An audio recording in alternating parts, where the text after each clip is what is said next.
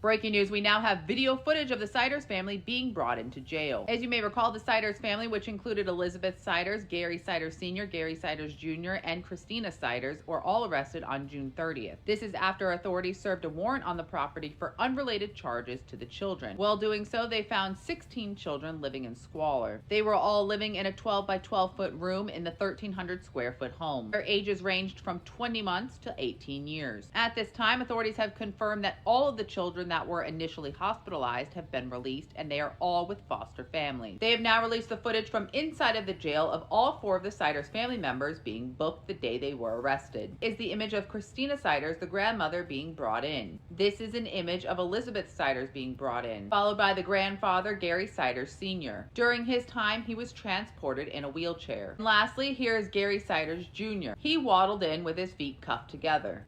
There are crimes that investigators spend years trying to solve. Others reveal themselves in a single moment, so disturbing that even experienced officers struggle to describe what they've witnessed. On June 30, 2026, law enforcement officers arrived at an ordinary-looking home on Omer Street in Hamden, Ohio. From the outside, there was little to suggest that behind its walls, 16 children had allegedly been living in conditions that Ohio's Attorney General would later describe with 2 chilling words: pure evil. Those words weren't spoken lightly. Officials would later say that if help had arrived just 1 day later, only 24 hours, multiple children might not have survived.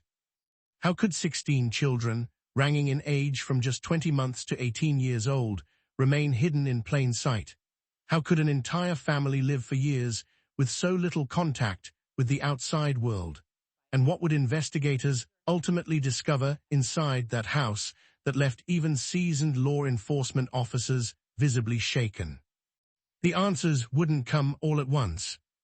They would emerge piece by piece, room by room, revealing a story that investigators say is unlike anything they had encountered before. Before there were flashing emergency lights, criminal charges, or national headlines, there were 16 children whose lives had unfolded almost entirely outside public view. Their names have not been publicly released, and for good reason. They are minors whose identities deserve protection as they begin recovering from an experience that authorities say lasted for years. What is publicly known is heartbreaking enough.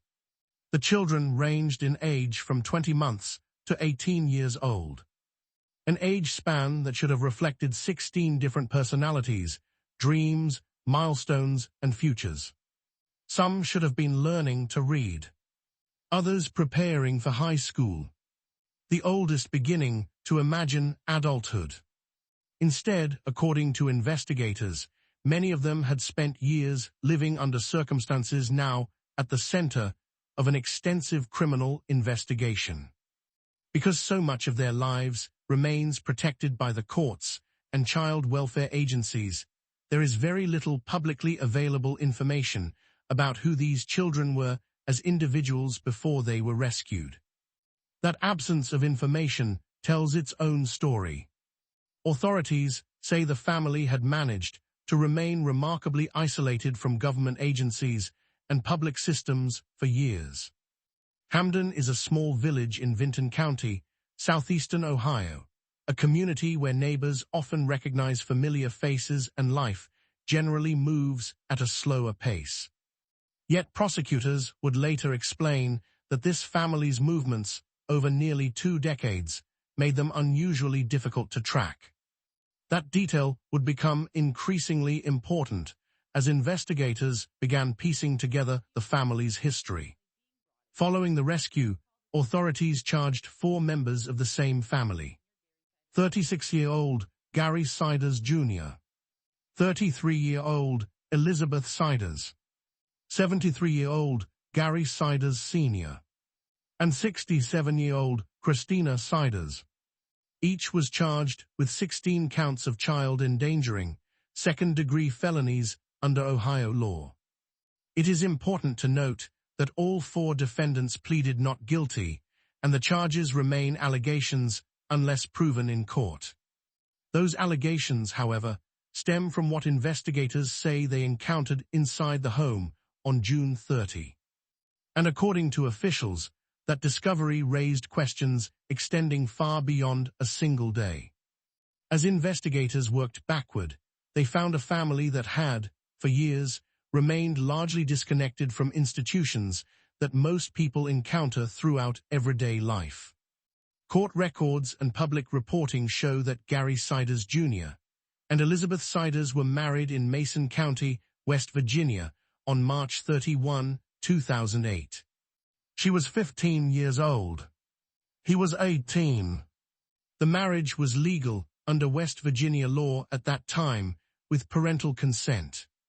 Both were reportedly living in nearby Gallipolis, Ohio, and both had an education level of 9th grade or lower. Those facts alone do not establish criminal wrongdoing, but they provide important context for understanding the family's history. According to prosecutors, the family lived in multiple Ohio counties over the years and also spent a brief period in Wisconsin.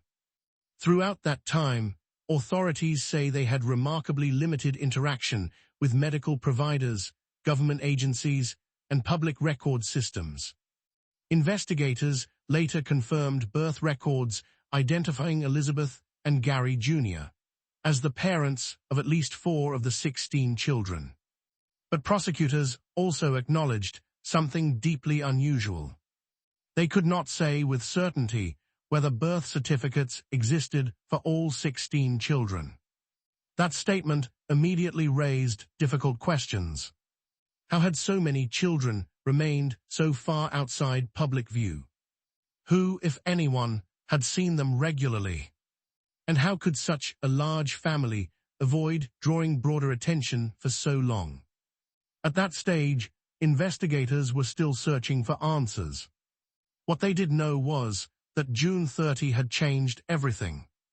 Emergency responders were called to a residence in the 100 block of Omer Street. Exactly what prompted that response has not been fully detailed in the verified public reporting available at the time this documentary was produced. But once authorities entered the property, the focus shifted immediately from investigation to emergency rescue. Officials say 16 children were found inside. 7 required hospitalization. 2 of those children were airlifted to trauma centers because of the seriousness of their condition. Those numbers alone conveyed the urgency. Experienced investigators would later struggle to find words strong enough to describe what they had witnessed. Sheriff Ryan Kane offered one comparison that resonated across the country. He said livestock are typically kept in better conditions. For a law enforcement officer accustomed to investigating difficult cases, it was an extraordinary statement. But the most alarming assessment came from officials who believed that time itself had become the greatest threat. According to investigators, had authorities arrived just 24 hours later, multiple children might have died. It is difficult to fully grasp what those words mean. Not because they are dramatic, but because they came from people responsible for assessing the scene firsthand. And investigators were only beginning to understand why those children were in such critical condition. As investigators documented the property, allegations emerged that would soon become central to the criminal case. Authorities allege that the children had been confined to a room measuring approximately 12 feet by 12 feet. According to investigators, that confinement lasted for nearly 4 years. Officials also alleged that many of the children were malnourished and living in unsanitary conditions. These allegations form the basis of the criminal charges and will ultimately be tested through the court process. At that moment, however, investigators were not focused on future courtroom arguments. Their immediate concern was keeping 16 children alive. Medical teams worked rapidly. Evidence technicians began documenting the residents. Investigators started asking the same questions now being asked by people across the country. How long had this been happening? Who knew? Could anyone outside the family have recognized warning signs sooner? Those questions would soon expand beyond the house itself. Because the deeper investigators looked into the family's history, the more unusual the timeline became. The investigation was only beginning, and some of the most significant discoveries were still ahead.